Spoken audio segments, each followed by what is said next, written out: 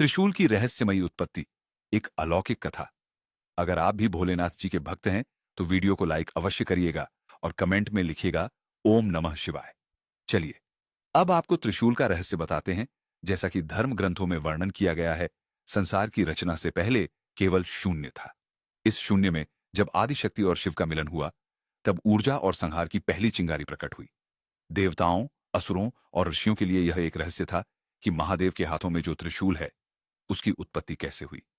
जब ब्रह्मांड कांप उठा, एक समय की बात है जब असुरों और देवताओं के बीच भीषण संग्राम छिड़ा हुआ था।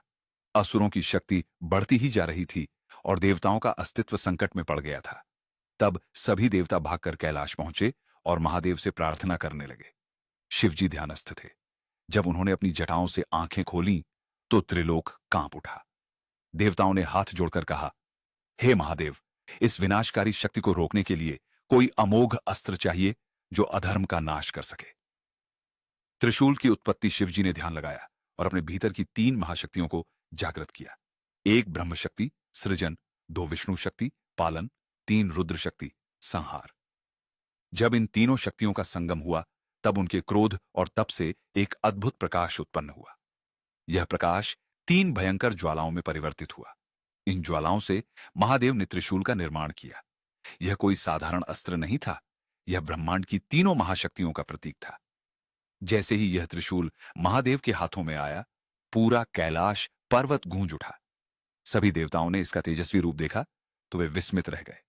त्रिशूल से इतनी ऊर्जा निकल रही थी कि उसकी चमक से सूर्य भी फीका पड़ गया। त्रिशूल का रहस्य, महादेव ने मुस्कुराते हुए कहा, यह त्रिशूल केवल एक हथियार नहीं, यह स्वयं सृष्टि का संतुलन है। इसकी 3 नौकाएं 3 महाशक्तियों का प्रतिनिधित्व करती हैं। 1 भौतिक जगत का मोह राजस, 2 अज्ञान और भ्रम तमस। शिव का त्रिशूल सिर्फ एक हथियार नहीं, बल्कि सृष्टि, पालन और संहार का संतुलन है।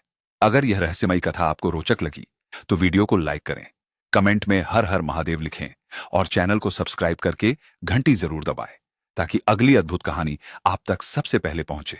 जय महादेव।